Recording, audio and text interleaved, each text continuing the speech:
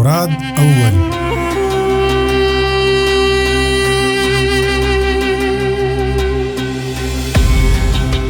خان کی وفات پر اس کا چھوٹا بیٹا مراد 40 سال کی عمر میں تخت نشین ہوا۔ حکومت کو ہاتھ میں لینے کے بعد مراد نے سب سے پہلے یورپ کی طرف بڑھنے کا قصد کیا۔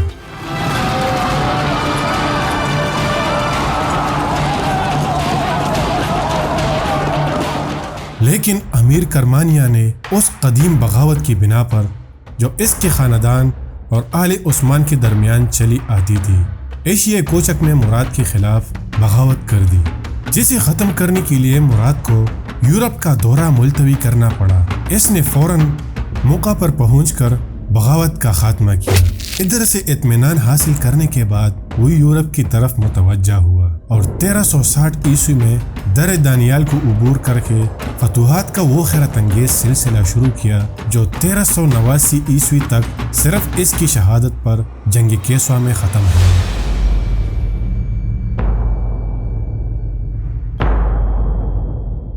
مراد کی تخت نشینی کے وقت بیزنٹائن امپائر کی حالت بہت کمزور ہو چکی تھی۔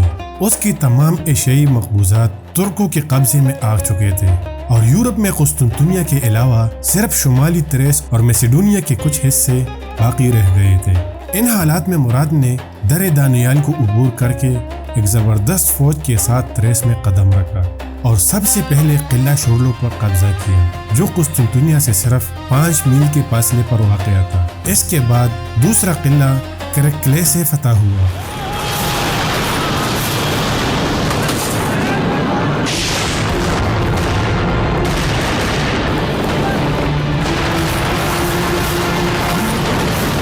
تیرہ سو 63 عیسوی میں بازنطینیوں کے ساتھ ایک سخت معرکہ پیش آیا۔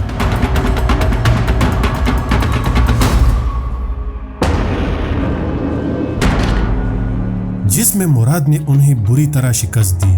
نتیجہ یہ ہوا کہ تقریباً تمام تریس مراد کے قبضے میں آ گیا۔ اس کے بعد عثمانی جنرل لالا شاہین نے بلغاریہ میں داخل ہو کر پلیپوپولس کو فتح کیا۔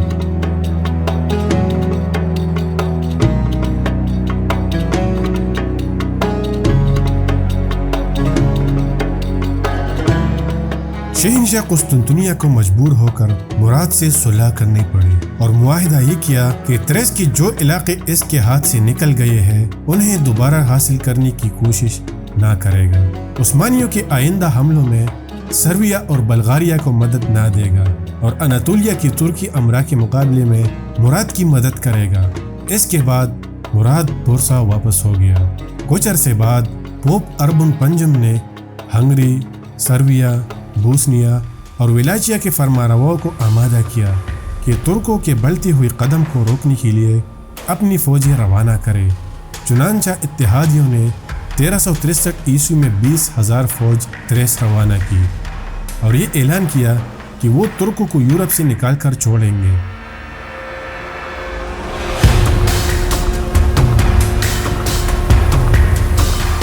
مراد اس وقت اناطولیہ میں تھا۔ یہ خبر سن کر وہ فوراً یورپ کی طرف روانہ ہوا۔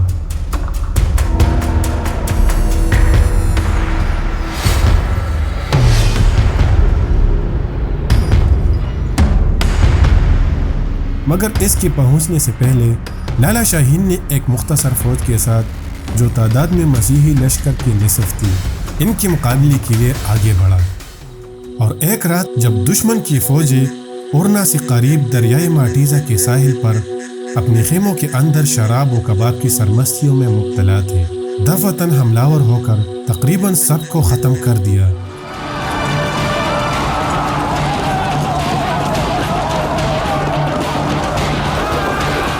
جو لوگ لالا شاہین کی تلوار سے بچ گئے انہوں نے دریا کو عبور کرنے کی کوشش میں ڈوب کر جان لی۔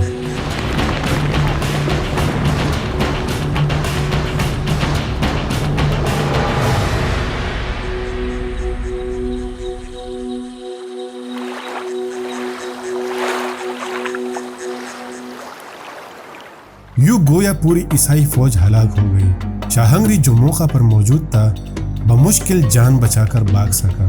یہ پہلا معرکہ تھا جو عثمانیوں کو یورپ کی سلانی قوموں کے ساتھ پیش آیا، اور اس کے بعد مراد نے یہ فیصلہ کر لیا کہ آئندہ اپنی سلطنت کو بجائے ایشیا کے یورپ میں وسعت دینے کی کوشش کرے گا۔ اینڈرونکس کا لڑکا، جس کا نام بھی اینڈرونکس تھا، اس نے مراد کے سب سے چھوٹے لڑکے شہزادہ سادوجی کو اس بات پر آمادہ کیا کہ دونوں مل کر شہنشاہ اور مراد کو تخت سے اتار دیں اور ان کی جگہ خود فرمانروا بن جائے۔ مراد اس وقت ایشیائی کوچک میں تھا اور سادوجی اس وقت یورپ میں ترکی سپاہ کا افسر اعلیٰ تھا۔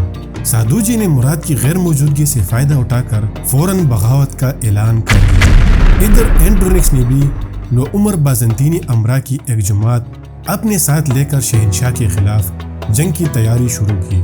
ان شہزادوں کی متحدہ بغاوت نے ایک خطرناک صورت اختیار کر لی۔ مراد اس خبر کو سنتی ہی یورپ پہنچا۔ سادوجی، اینڈرونکس اور نوجوان بازنطینی امراء کو گرفتار کر کے مراد کے سامنے لائے گئے۔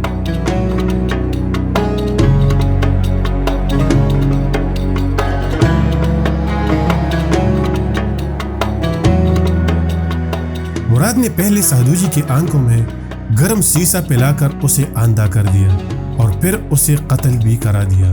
بازنطینی امراء دریائے ماٹیزا میں غرق کر دی گئے۔ اینڈرونکس شہنشاہ کے پاس بھیج دیا گیا۔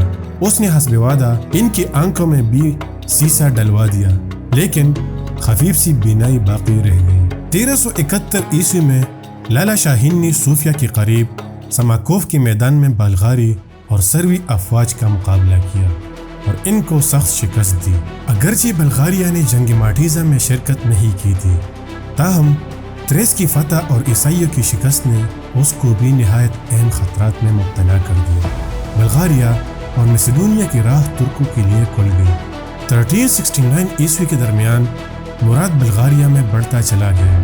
1371 عیسوی میں لالا شاہین نے صوفیہ کے قریب سماکوف کے میدان میں بلغاری اور سروی افواج کا مقابلہ کیا اور ان کو سخت شکست دی۔ لازار شاہ سرویہ نے شکست کے بعد مراد کی اطاعت قبول کر لی۔ بلغاریہ کے بادشاہ سمسان نے بھی اپنی لڑکی حرم سلطانی میں پیش کر کے صلح کی درخواست کی۔ 1385 عیسوی میں صوفیہ فتح ہوا۔ 1386 عیسوی میں 25 روز کے شدید محاصرہ اور سخت جنگ کے بعد نیش پر بھی قبضہ کر لیا۔ مراد یہی کے عہد میں سپاہیوں کے علم کے لیے سرخ رنگ تجویز ہوا، جو عثمانی فوجوں کا قومی رنگ ہو گیا۔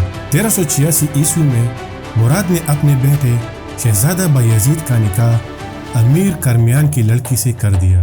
عروس کو ریاست کرمیان کا بڑا حصہ اور قلعہ کوتاہیہ، جو اپنے مقام کے لحاظ سے بہت اہمیت رکھتا تھا، جہیز میں ملا اور یہ علاقہ سلطنت عثمانیہ میں شامل کر لیا گیا۔ شادی کی تقریب بروسا میں بڑی دھوم دھام سے منائی گئی۔ اناطولیہ کی تمام ترکی ریاستوں کے نمائندے اور سلطان مصر کے سفیر شریک ہوئے۔ 1377 عیسوی میں مراد نے ریاست حمید کے امیر کو آمادہ کیا کہ اپنی ریاست کا ایک بڑا حصہ اس کے ہاتھ فروخت کر ڈالے، جس میں آخ شہر کا ضلع بھی شامل تھا۔ ریاست حمید کا یہ علاقہ شامل کر لینے سے سلطنت عثمانیہ کی سرحد ریاست کرمانیہ سے بالکل متصل ہو گئی۔ کرمانیہ اور آل عثمان کی آویزش ابتدا سے چلی آتی تھی۔ اسے دور کرنے کے خیال سے مراد نے اپنی لڑکی نفیسہ کا عقد علاء الدین امیر کرمانیہ سے کر دیا۔ چنانچہ تقریباً 10 سال یہ صلح قائم رہی، لیکن ان میں سے ہر فریق اناطولیہ کے ترکوں کی سرداری کا دعوے دار تھا، اور باوجود اس کے کہ ایشیائی کوچک کی متعدد ترکی ریاستیں سلطنت عثمانیہ میں شامل ہو چکی تھیں، امیر کرمانیہ کی خودسری اور بدماشی مراد کو اس کی ایشیائی مقبوضات کی طرف سے مطمئن نہیں ہونے دیتی تھی۔ 1377 عیسوی میں دونوں کے درمیان جنگ چھڑ گئی۔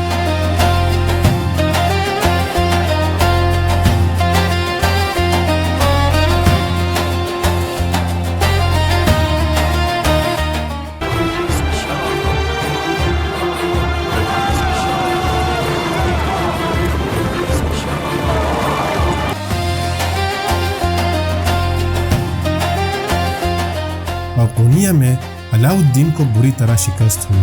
مراد اگر چاہتا تو علاء الدین کو قتل کر کے اس کی ریاست پر قابض ہو جاتا، لیکن اپنی بیٹی نفیسہ کی تجویز سے متاثر ہو کر اس نے علاؤالدین کا قصور معاف کر دیا اور اس کی ریاست اسے پھر بخش دی۔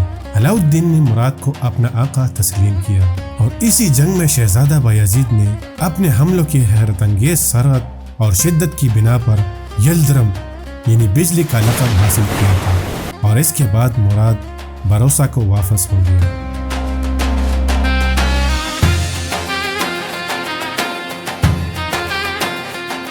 1378 عیسوی تک تقریباً تمام قدیم تریس اور جدید رومیلیا سلطنت عثمانیہ میں شامل ہو چکا تھا اور شاہ سرویہ نے عیسائی حکومتوں کا ایک عظیم الشان اتحاد قائم کر کے ترکوں کے استحصال کا بیڑا اٹھایا۔ اس اتحاد میں سرویہ، بوسنیا اور بلغاریہ کی حکومتیں آگے ہوئے اور سرویہ نے مشرقی حکومتوں کے اتحاد سے جو قوت فراہم کر لی تھی وہ بظاہر ترکوں کو یورپ سے نکال دینے کے لیے کافی تھی۔ مراد نے اس کی خبر بروسا میں سنی اور گو اس کی عمر 70 سال کی ہو چکی تھی، تاہم عیسائیوں کے مقابلے کے لیے فوراً روانہ ہو گیا۔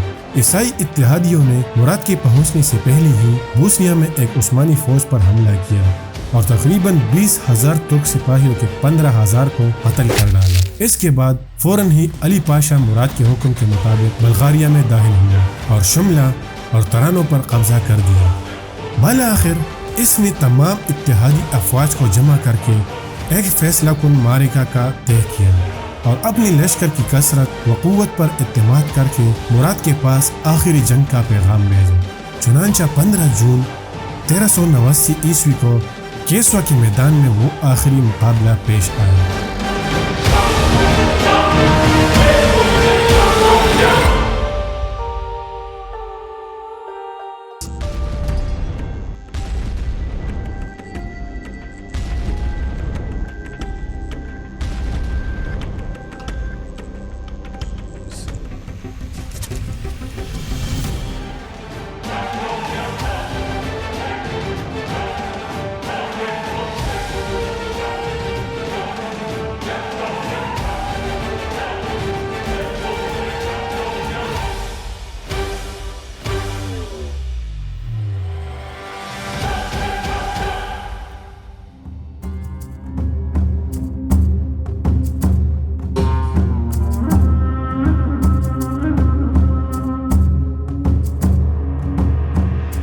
جس نے سرویہ کی قسمت کا فیصلہ کر دیا۔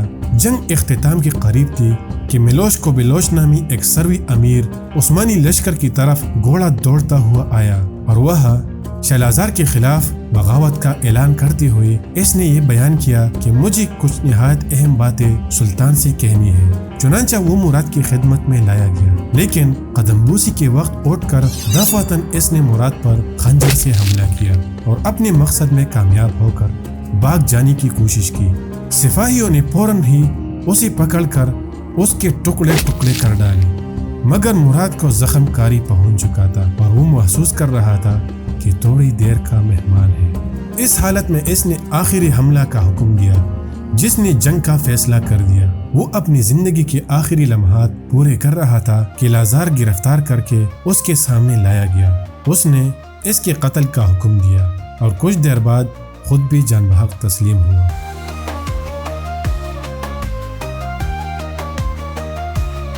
جنگ کیسوا کے بعد 500 برس تک اہل سرویہ نے پھر کبھی متحد ہو کر ترکوں سے مقابلہ کرنے کی جرت نہیں کی۔ بہتیرے بھاگ کر جبل اسود یعنی مونٹینیگرو میں پناہ گزین ہوئے اور وہاں اپنی آزادی کو برقرار رکھنے کے لیے برابر جنگ کرتے رہے۔ بہت سی بوسنیا اور ہنگری میں جا کر آباد ہو گئے، لیکن بحیثیت ایک خود مختار حکومت کے سرویہ کا خاتمہ ہو گیا۔ امید کرتا ہوں یہ ویڈیو آپ کو اچھی لگی ہوگی، تو اپنی رائے کا اظہار کمنٹ میں ضرور کیجیے گا۔ ویڈیو کو لائک اور چینل کو سبسکرائب کرنا مت بھولیے۔ والسلام۔